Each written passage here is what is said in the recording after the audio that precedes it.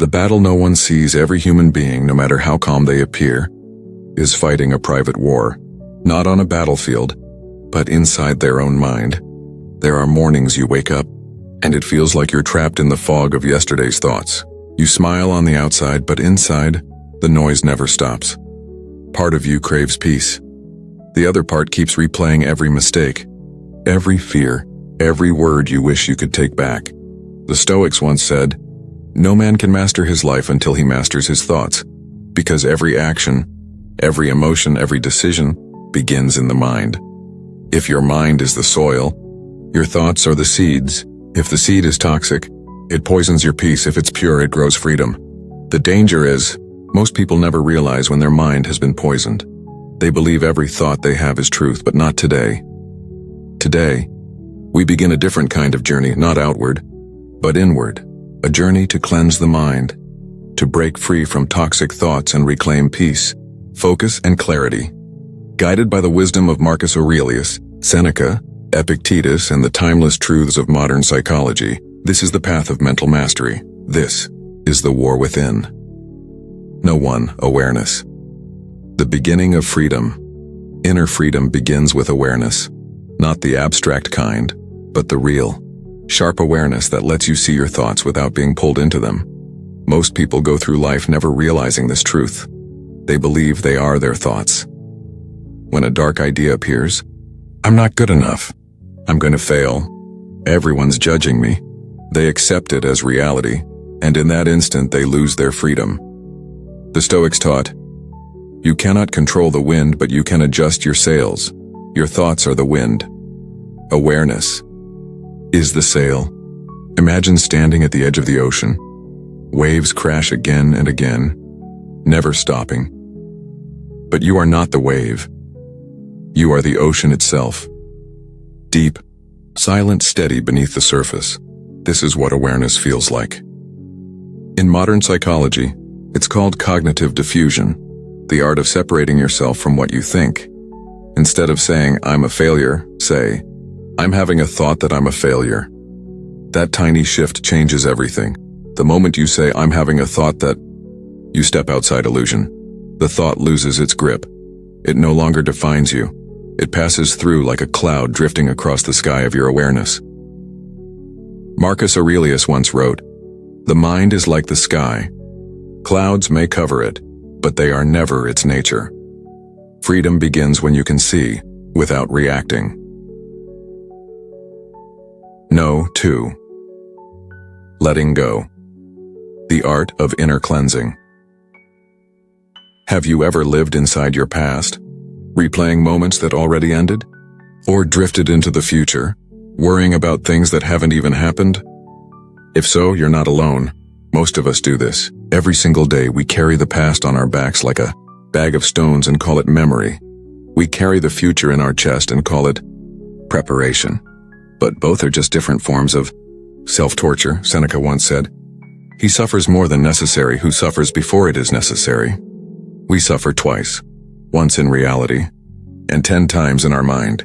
The Stoics called this self-inflicted suffering and the pain we create by refusing to release. No one forces you to reopen old wounds. No, one commands you to replay the worst-case scenario over and over again. You do that, and that means you also have the power to stop.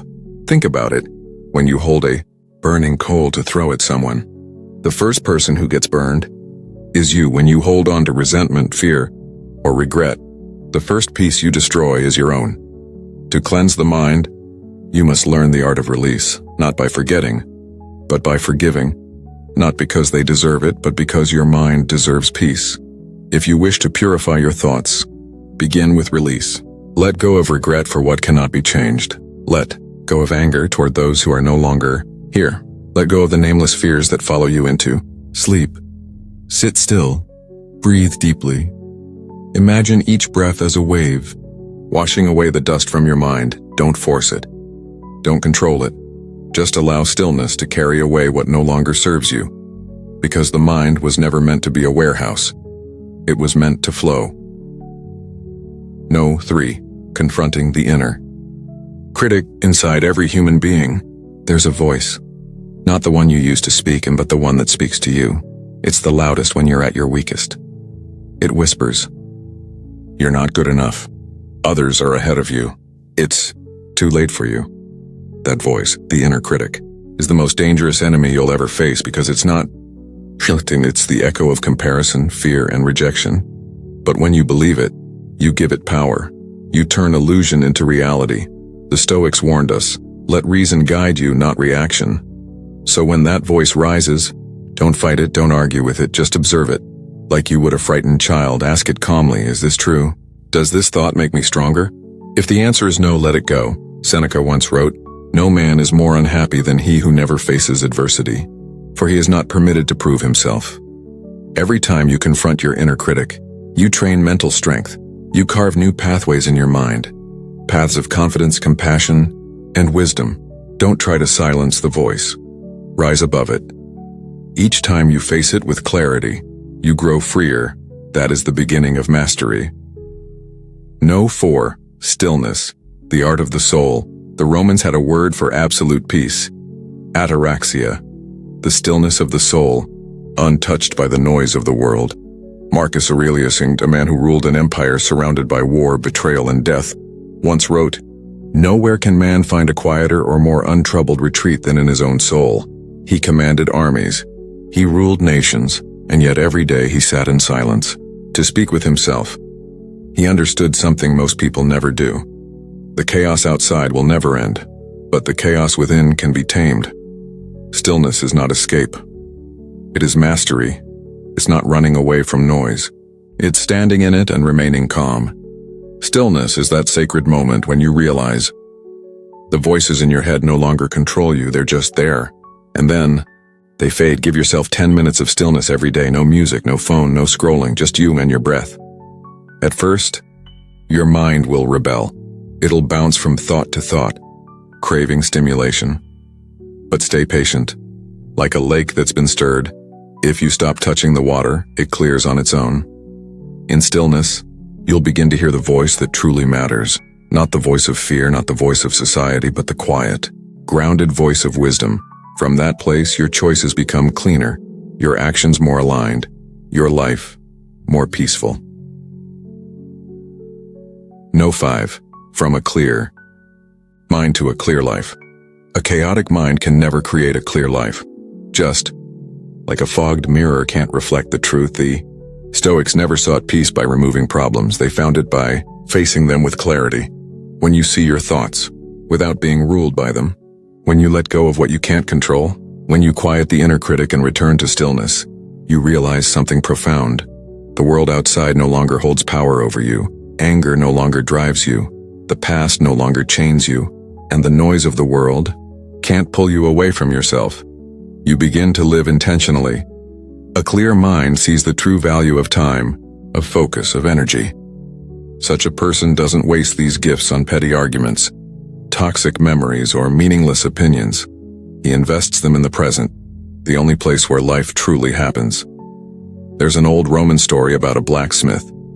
Every day, he hammered glowing steel. The sound of metal echoed across the village. One day, someone asked him, "How can you stand that noise all day long?"